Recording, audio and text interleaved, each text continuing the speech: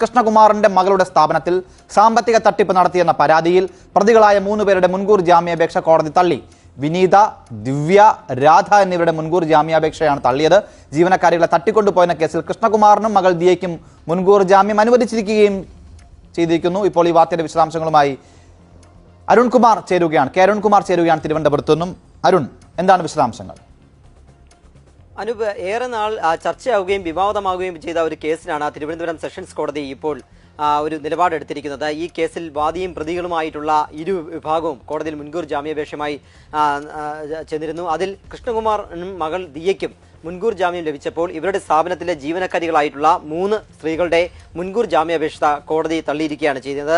നമുക്കെല്ലാം അറിയാവുന്നതുപോലെ കൃഷ്ണകുമാറിന്റെ മകൾ ദിയയുടെ സ്ഥാപനത്തിലെ 3 ജീവനക്കാരികൾ സാമ്പത്തിക തട്ടിപ്പ് നടത്തി എന്ന പരാതിയിൽ നിന്നാണ് വിവാദങ്ങൾ ആരംഭിക്കുന്നത്. മ്യൂസിയം പോലീസ് 2 എഫ്ഐആറുകളാണ് ഇട്ടത്. ആ 3 സ്ത്രീകളും സാമ്പത്തിക തട്ടിപ്പ് നടത്തി 69 ലക്ഷം രൂപ സ്ഥാപനത്തിൽ നിന്നും അവരുടെ QR കോഡ് ഉപയോഗിച്ച് സാധനങ്ങൾ വാങ്ങിയവരിൽ നിന്നും പണം തട്ടിയെന്നാണ് കൃഷ്ണകുമാറിന്റെ പരാതി. അതിന്റെ അടിസ്ഥാനത്തിലാണ് സാമ്പത്തിക തട്ടിപ്പിന് 3 ജീവനക്കാരികൾക്കെതിരെ കേസെടുത്തത്.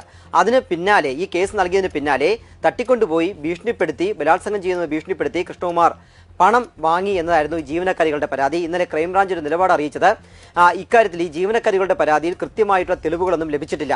ഈ പരാതിക്കാരിയായ 3 സ്ത്രീകളിൽ നിന്നും മൊഴിയെടുക്കാനോ വിശദമായിട്ടുള്ള വിവരങ്ങൾ ശേഖരിക്കാനോ കഴിഞ്ഞില്ല. അവർ ഒളിവിലാണ്. മാത്രമല്ല, ഈ സാമ്പത്തിക തട്ടിപ്പുമായി ബന്ധപ്പെട്ട് പറഞ്ഞത് ഈ പറയുന്ന 3 പേരെയും കസ്റ്റോഡിയൻ ഒരു ഇൻട്രോഗേഷൻ കസ്റ്റഡിയിൽ വെച്ച് ചോദ്യം ചെയ്താൽ മാത്രമേ ആ കാര്യങ്ങളിൽ വ്യക്തത വരികയുള്ളൂ. അതുകൊണ്ട് അവരെ കസ്റ്റഡിയിൽ വേണമെന്ന് ആവശ്യപ്പെട്ടു. ആ ഒരു സാഹചര്യത്തിലാണ്, തെളിവുകൾ ലഭിച്ചില്ല എന്ന് പറഞ്ഞിരുന്ന സാഹചര്യത്തിലാണ് കൃഷ്ണകുമാറിനും മകൾക്കും മുൻകൂർ ജാമ്യം നൽകുകയും സാമ്പത്തിക തട്ടിപ്പ് നടന്നിട്ടുണ്ട് എന്നതിന് തെളിവ് ലഭിച്ചിട്ടുണ്ടെന്ന് പോലീസ് റിപ്പോർട്ടിന്റെ അടിസ്ഥാനത്തിലാണ് ഈ ജീവനക്കാരികളുടെ ജാമ്യാപേക്ഷ കോടതി തള്ളുകയും ചെയ്തിരിക്കുന്നത്.